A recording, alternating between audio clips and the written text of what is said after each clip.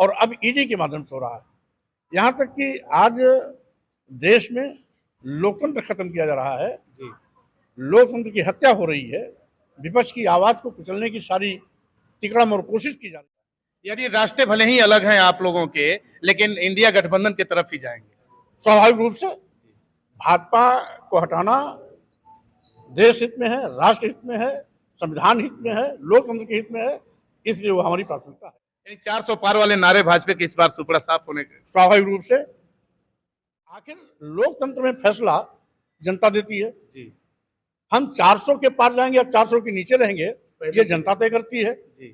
तो अगर कोई सरकार में बैठा हुआ उच्च पद पर प्रधानमंत्री बोलता है कि हम 400 पार जाएंगे, तो इसका मतलब है उसका जनतंत्र में विश्वास नहीं है, जनता में विश्वास नहीं है, लोकमत में विश्वास नहीं है, उसका वो घमंड बोल रहा है। नमस्कार, आप देख रहे हैं भोजपुरी न्यूज टाइम। चुनावी दौर शुरू हो गया है। 2024 का लोकसभा चुनाव चरम पे है, चूंकि एक चरण का चुनाव देश के अंदर हो चुका है। अब देखना होगा उत्तर प्रदेश की राजनीति किस करवट बैठती है, जबकि स्वामी प्रसाद मौर्य एक बड़ा चेहरा उत्तर प्रदेश की राजनीति में जाने जाते हैं और आज खुद अपने बलबूते चुनाव मैदान में उतरने जा रहे हैं। पूछना होगा कि आप इस बार कहां से चुनाव लड़ना चाह रहे हैं? देखिए, कुशीनगर की जनता ने मुझे बेहद प्यार दिया है जी। मुझे भी कुशीनगर में बड़े पैमाने पर विकास करने एवं लोगों के सम्मान स्वाभिमान को ऊंचा रखने में कामयाबी मिली है जी, अवसर मिला है। उनकी बेहद मांग को देखते हुए मैंने कुशीनगर लोकसभा से जी चुनाव लड़ने का ऐलान किया।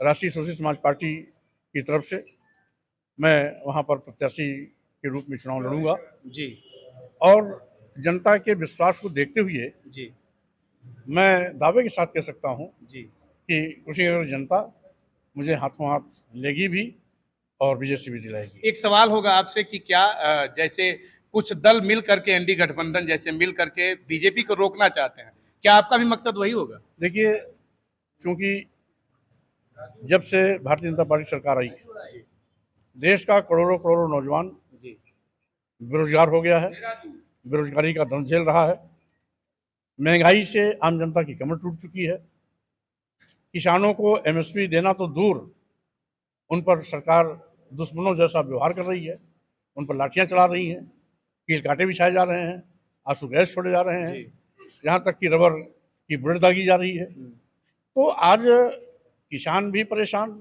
आम जनता भी परेशान, नौजवान भी बेरोजगार के साथ साथ जिन छोटे मध्यम श्रेणी के व्यापारियों ने कभी वोट और नोट दोनों दिया था, आज उनका भी शोषण पहले जीएसटी के माध्यम से और अब ईडी के माध्यम से हो रहा है। यहाँ तक कि आज देश में लोकतंत्र खत्म किया जा रहा है, लोकतंत्र की हत्या हो रही है, विपक्ष की आवाज को कुचलने की सारी तिकड़म और कोशिश की जा रही है। ईडी, सीबीआई, इनकम टैक्स का दुरुपयोग कर 2 दर्जन से ज्यादा नेताओं को जेल में छूट दिया गया, जिन पर आज तक भी आरोप तय नहीं हो पाया। यहाँ तक कि 2 मुख्यमंत्री भी उसके शिकार हुए हैं।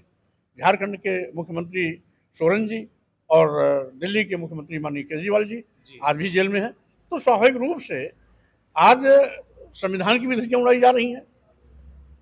भारतीय संविधान के अनुच्छेद 15(4), 16(4) के अंतर्गत अनुसूचित जाति, अनुसूचित जनजाति को जो आरक्षण दिया गया था, अनुच्छेद 340 के अंतर्गत जो पिछड़ों को आरक्षण दिया गया था, ये सारे के सारे आरक्षण शून्य निष्प्रभावी किए जा रहे हैं, खत्म किया जा रहा है।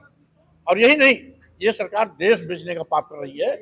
आज भाजपा सरकार ने देश के सारे बंदरगाह बेच दिए, एयरपोर्ट बेच दिया, एयर इंडिया बेच दिया, सभी रेलवे स्टेशन बेच दिए, कई दर्जन ट्रेनें बेच दी, LIC बेच दी। यानी जिन सरकारी विभागों में नौजवानों को सरकारी नौकरियां मिलने की उम्मीदें थी, निजी हाथों में देकर के उनकी उम्मीदों का भी गला घोंट दिया। इसलिए आज लोकतंत्र भी खतरे में है, संविधान भी खतरे में है, देश भी खतरे में है। तो अगर संविधान बचाना है तो भाजपा को सत्ता से बाहर रास्ता दिखाना होगा, लोकतंत्र बचाना है तो भाजपा को हटाना होगा, देश बचाना है तो भाजपा को सत्ता से बाहर करना होगा। इसलिए आज हमारी अपील पहले भी थी, आज भी है, इंडिया अलायंस के प्रत्याशी जहां जीतने की स्थिति में वहां उनको जिताएं, प्राथमिकता उनको दी जा रही है। लेकिन उसके अतिरिक्त कहीं कहीं पर अलायंस के दलों ने कमजोर प्रत्याशी उतार दिए हैं।